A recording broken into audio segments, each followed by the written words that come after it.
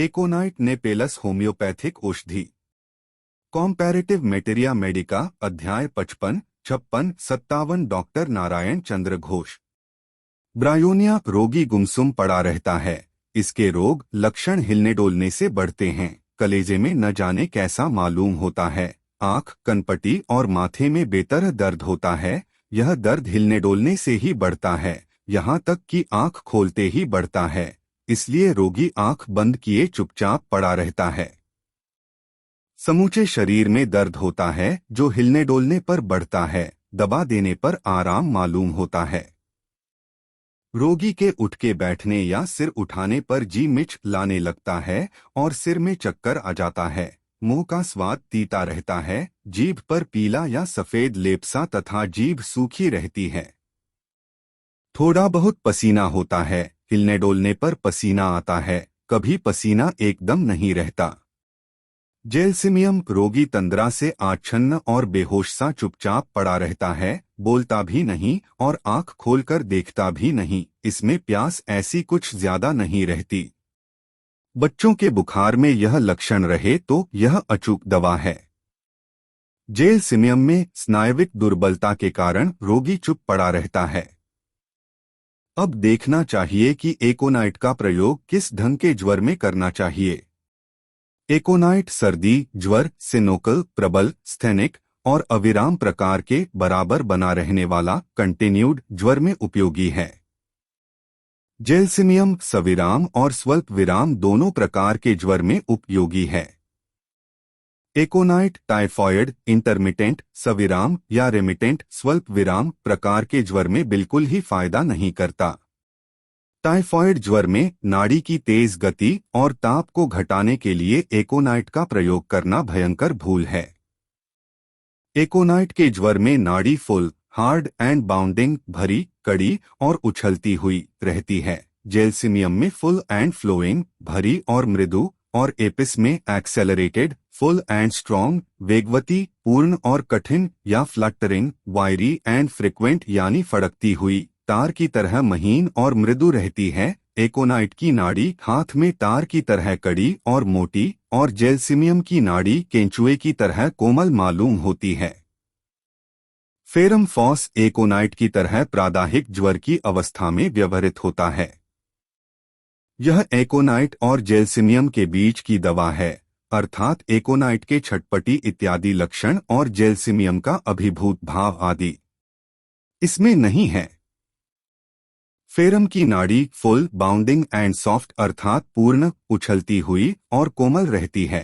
प्रादाहिक रोग में प्रदाह वाली जगह में रस संचय, एक्सुडेशन होने के पहले एकोनाइट की तरह यह भी प्रथमावस्था में व्यवहृत होता है और कंटिन्यूड, अविराम, रेमिटेंट, स्वल्प विराम इत्यादि प्रायः सब तरह के ज्वरों में लाभ पहुंचाता है। फेरम फॉस अध्याय देखिए। एक ज्वर और सर्दी ज्वर, कंटिन्यूड एंड सिनोकल फीवर। इस ज्वर की पहली अवस्था में एकोनाइट लाभदायक है। जिस रोगी में मृत्यु भय, छटपटी, मानसिक चंचलता, शरीर में दाह, त्वचा सूखी, पसीना होने पर सब उपसर्गी का घट जाना तथा जिसे सर्दी लगकर बुखार आता है अथवा पानी में भीगने के कारण या पसीना होने के बाद सर्दी लगकर ज्वर होता है, उसके लिए एकोनाइट लाभदायक होता है। जब एकोनाइट के प्रयोग से ऊपर लिखे लक्षण न घटे, शरीर की गर्मी और दूसरे उपसर्ग कुछ भी कम न हो, रोगी धीरे धीरे कमजोर, सुस्त और अभिभूत हो पड़े, बोली जकड़ जाए और ऐसा मालूम हो कि शायद विकार हो गया है, उस समय 2 से 1 मात्रा सल्फर प्रयोग करें, इससे बहुत लाभ होगा। निमोनिया रोग की पहली अवस्था में बहुत अधिक श्वासकष्ट, श्वासकृत छिरता रहे तो वेरेद्रम विरिडी से लाभ होता है। इसका कितने ही मौकों पर ज्वर में एकोनाइट के बदले प्रयोग किया जाता है, पर वेरेट्रम विरिडी का 2 से 4 मात्रा से अधिक कभी भी व्यवहार न करें, क्योंकि इससे हृत्पिंड की क्रिया में गड़बड़ी होकर रोगी की अवस्था बहुत खराब हो सकती है। ज्वर में एकोनाइट के व्यवहार के संबंध में डॉक्टर फेरिंगटन का मत है। किसी भी बीमारी में रोग के साथ कोई एक उपसर्ग प्रबल ज्वर रहने पर पहले एकोनाइट से उस ज्वर को दूर कर उसके बाद दूसरे उपसर्गों के लिए दूसरी दवा देनी चाहिए, ऐसी धारणा बना लेना एकदम गलत है। जैसे किसी व्यक्ति को आरक्त ज्वर स्कारलेट फीवर हुआ है, रोगी को बहुत अधिक बुखार है, 104 या 105 डिग्री, शरीर खूब गर्म है, त्वचा सूखी और उत्तप्त, नाड़ी तेज और कड़ी, कमर में दर्द, वमन, गले के भीतर दर्द और लाली, गले में जख्म आदि कितने ही लक्षण वर्तमान हैं, तो वहाँ पहले कहे हुए कई लक्षण अर्थात तेज ज्वर, कड़ी नाड़ी, सूखी त्वचा आदि कई लक्षणों पर निर्भर कर या केवल बुखार घटा देने के लिए कभी भी एकोनाइट का प्रयोग न करें। हमें वही दवा देनी चाहिए जिससे उद्भेद के निकल आने में सहायता पहुँचे। आरक्त ज्वर में एकोनाइट बिल्कुल ही फायदा नहीं करती, पर यदि एकोनाइट के मानसिक लक्षण मृत्यु भय, छटपटी आदि स्पष्ट दिखाई दें तो उक्त इरप्टिव ज्वर में, उद्भेद ज्वर में उसका प्रयोग किया जा सकता है। परंतु इतने पर भी एकोनाइट का प्रयोग होने के कारण 100 में 60 मनुष्यों को हानि ही पहुंचेगी। प्रादाहिक पीड़ा, इस रोग की पहली नई अवस्था में एकोनाइट लाभदायक है। दर्द ही सब तरह के प्रदाहों का प्रधान लक्षण है। वात का दर्द हो या शूल का अथवा न्यूरल्जिया, स्नायुशूल का दर्द हो, एकोनाइट के प्रधान लक्षण छटपटी, भय और तेज प्यास रहने पर एकोनाइट से अवश्य ही लाभ होगा। दर्द के लिए एकोनाइट के सदृश और भी 2 दवाएं हैं, कैमोमिला और कॉफिया। एकोनाइट का दर्द काटने फाड़ने की तरह होता है और उसके साथ ही यह भय रहता है कि न जाने किस समय क्या होगा, रोग वाली जगह को छूने नहीं देता। कैमोमिला में भीतरी तकलीफ, प्यास अथवा ज्वर नहीं रहता, पर रोगी दर्द से छटपटाता है, गुस्सा होता है और कड़वी बातें कहता है। कॉफिया में ज्वर या प्यास बिल्कुल ही नहीं रहती, मिजाज भी तेज नहीं होता, पर रोगी कहता है दर्द न घटा तो मर जाऊंगा।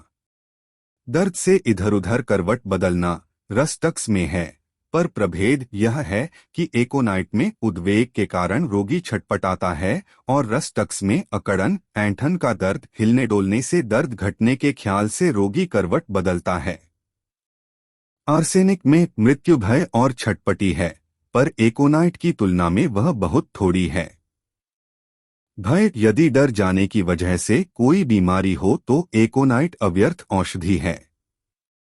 डर जाने से बेहोशी, गर्भस्राव, मूर्छा, अतिसार, हैजा आदि चाहे जो हो जाए, एकोनाइट उपयोगी है। डर से पैदा हुई बीमारियों में इग्नेशिया, ओपियम, वेरेट्रम इत्यादि का व्यवहार होता है। कैनाबिस इंडिका देखिए। एकोनाइट में डर के कारण घर से बाहर नहीं निकलना चाहता या किसी खेल तमाशे अथवा भीड़ भाड़ की जगह में नहीं जाना चाहता। कोई बीमारी होने पर डर से कहता है कि मैं न जीऊंगा, मुझे कोई बच्चा न सका। Subscribe please.